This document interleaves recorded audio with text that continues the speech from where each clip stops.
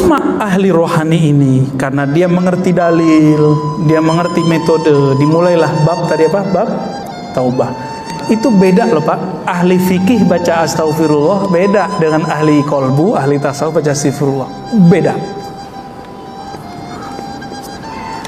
Ahli fikih baca la ilaha illallah beda jika ahli kolbu baca la ilaha illallah. Dalilnya mana lagi nih? Baca la ilaha aja tat, nggak usah aneh-aneh kan gitu. Orang awam takut gila, katanya bertasawuf jadi gila. Tuh berhasil antum kecuci otaknya. Ya. Itu kan yang ngomong begitu fitnatud dajjal itu. Bahwa belajar tasawuf jadi gila. Itu fitnatud dajjal itu Pak. Karena dajjal tahu orang kalau bertasawuf itu mati nggak takut. Jihad langsung berani Pak orang kalau udah bertasawuf. Karena nama Allah sudah terpatri di kolbunya. Jika Allah memanggil jihad yang sahih lah ya, bukan jihad-jihadan, bukan jihad jahat. Jihad yang asli. Itu dia akan menjawab. Tapi kalau jihadnya pakai hawa nafsu, dia nggak akan pernah menjawab. Maka dulu sahabat-sahabat nanya, wahai Rasulullah, ini kami ada yang jihad membela si fulan, membela kelompok, membela partai, membela suku, membela marwah. Apa kata Nabi? Jihad itu bukan itu. Jihad itu kamu berjuang li'ila'i kalimatillahi hiyal ulya. Hadis sahih Muslim. Untuk mengangkat nama Allah yang tinggi. Di dirinya nama Allah belum tinggi. Bagaimana dia mau berjihad di luar? Nanti sama nasi bungkusnya kalah. Cang nangder ya. Jadi jihad-jihadnya orang hari ini lapar aja mati jihadnya. Semangat jihadnya cuma karena amplop 50.000, 10.000 mampus dia. Tersinggung dikit di masjid mundur. Logo nggak muncul tengkar. Jihad apaan antum? Ya, jihad apaan itu? Itu namanya memperjuangkan kepentingan kelompok, bukan meninggikan kalimah Allah. Kalau sudah ada kalimah Allah, yang lain kecil nggak? Waladzikrullahi akbar. Sungguh menyebut nama Allah itulah yang paling besar, yang lain hilang. Maka di masjid ini nggak boleh ada bendera selain bendera Allah dan Rasulullah. Nggak ada bendera-bendera apa-apa. Tapi kalau ada orang punya bendera sholat di sini boleh nggak? Buat acara di sini boleh? Jika masih sesuai dengan akidah yang ahli sunnah, yang moderat. Ahli-ahli tasawuf ini karena di kolbunya dibimbing orang bertaubat. Karena ahli tasawuf tahu orang bertasawuf itu bukan berarti suci, tapi justru belajar kalau kotor gimana cara menyucikannya. Saya mau sholat tapi lagi junub, wajib nggak mandi wajib? Bapak berani nggak lagi junub habis malam pertama subuh nggak pakai mandi, berani nggak?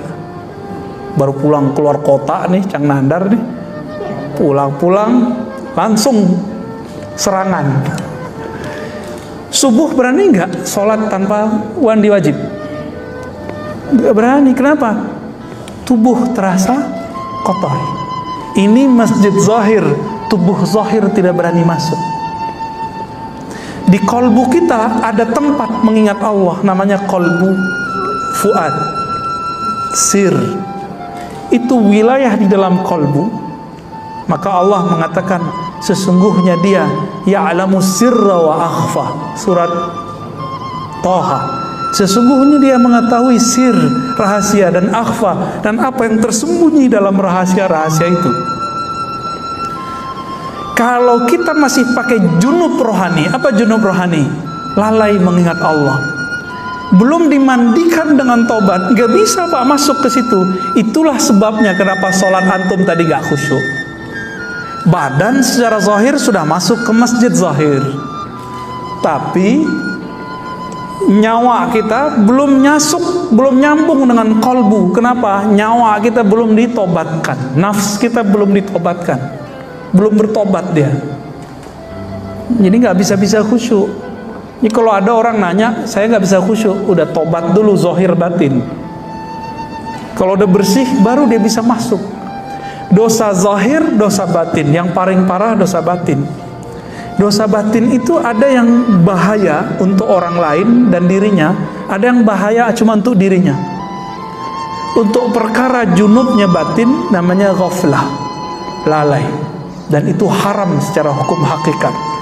Dalam surat Al-A'raf ayat 205 di ujung ayat Allah melarang, wala takum minal ghafilin.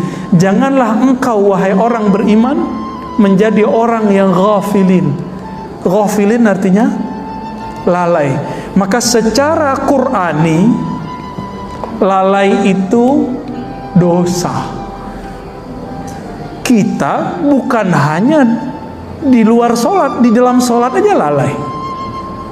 Benar apa benar? Ya, gimana dong Pak? Maka sholat kita ini gak bisa menghantarkan kita ke surga. Apalagi katanya as-sholatu mi'rajul mu'minin, tinggi amat kajian ente, ya. Sholat itu mi'raj orang beriman. Lah junub rohaninya belum beres, mau mi'raj, kapan mi'rajnya? Melorot ada Pak. Ya, melorot iya, mi'raj enggak. Ulama tasawuf meramu, jadilah namanya thariqat formal, Naqsyabandiyah. Tadi Pak Imam di Pekanbaru konfirmasi sama kita, Ustaz, semangat Pak Imam kita karena beliau ingin merubah, ya. Di kampung saya kalau ada orang thariqat suluk, orang Naqsyabandi suluk 40 hari, kalau udah nggak suluk dia nggak sholat di masjid. Ini thariqat apaan nih katanya? Loh, gak ada urusannya sama thariqat, itu urusannya sama orangnya. Kenapa? Di tempat saya orang kalau sudah suluk rajin ke masjid. Ini salahnya di mana? Orangnya nggak diajarin kalau habis suluk ada adab setelah suluk, yaitu sholat jamaah. Orang jemaah tabligh kan diajarin Pak, ada bayan tangguh namanya. Nggak tahu masih sama nggak istilahnya? Orang mau pulang nih dikasih bayan itu kayak semacam mentoring sebelum pulang. Nih supaya frekuensi iman ente masih sama ketika khuruj dan setelah khuruj dikasih. Di tarekat sekarang hilang. Saya teliti, ini jemaah tabligh ini ilmunya dari mana sih? Ternyata pendiri jemaah tabligh mursyid tarekat Naqsyabandiyah, Qadiriyah, Khistiyah, Suhrawardiyah, ahli hadis, mazhabnya Hanafi, akidahnya Maturidiyah. Maturidi ini kan sama dengan Asy'ariyah, beda tipis. Mursyid. Makanya dia buat tarekat informal ala jemaah tabligh. Kebaca sama Syekh Albani, apa kata Syekh Albani? JT, jemaah tabligh adalah sufi gaya baru. Jadi mereka musuhin JT juga Pak. Bapak tiba-tiba musuhin JT juga, kan repot. Banyak di masjid-masjid kampung musir karena masyarakat ini nggak ngerti jemaah tabligh itu sebenarnya sama dengan dia. Cuma mungkin risih sebagian orang nggak ngerti pakaian begitu itu kan biasa. Cuma kalau dia masuk ke kampung tertentu, orang kampung itu belum biasa Pak pakai baju-baju begitu. Ya kita maklumilah ya. Jadi kalau ada jemaah tabligh yang disuruh sir, ya salah antum, nggak ta'aruf duluan, ta'aruf duluan. Ya. Baik. Udah jam 7:30 Pak. Apakah tasawuf tarekat itu masih bagian dari Islam?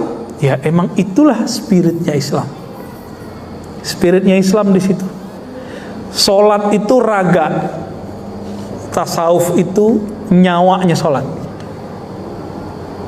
Kalau sholat tanpa pakai tasawuf itu sama kayak orang punya badan tapi nggak ada nyawanya. Namanya apa? Bangkai. Itulah kata Imam Athaillah, amalmu itu seperti badan. Ikhlas yang diajarkan di tasawuf itu ibarat ruh yang ada di dalamnya. Ikhlas tuh nggak bisa pakai ngomong Pak. Ikhlas tuh nanti dipraktekin, nih zikirnya supaya ikhlas. Ada zikirnya. Zikirnya la ilaha illallah dengan metode yang tertentu. Ada caranya. Dalam Sahih Bukhari dikatakan, sesungguhnya Allah mengharamkan terhadap neraka menyentuh orang yang man qala la ilaha illallah min qalbihi aw nafsi, yang membaca la ilaha dari kolbunya atau dari nafsnya. Ini dua tingkat ini. Kalau versi ahli hadis ini dikatakan ragu, tapi kalau versi ahli zikir ini tingkatan. Ada orang baca la ilaha pakai kolbunya, Ada yang pakai jiwanya, hasilnya beda. Kalau pakai jiwa, jingkrak-jingkrak pak jadinya. Kalau pakai kolbu bisa nangis. Itu bedanya ya. Udah azan? Kita cukupkan? Kita skip dulu. Semoga Allah meridhai kita semua dan menjadikan kita pewaris zahir ilmunya Nabi dan batin ilmunya Nabi. Amin ya rabbal alamin. Wassallallahu ala Muhammad. Assalamualaikum warahmatullahi wabarakatuh.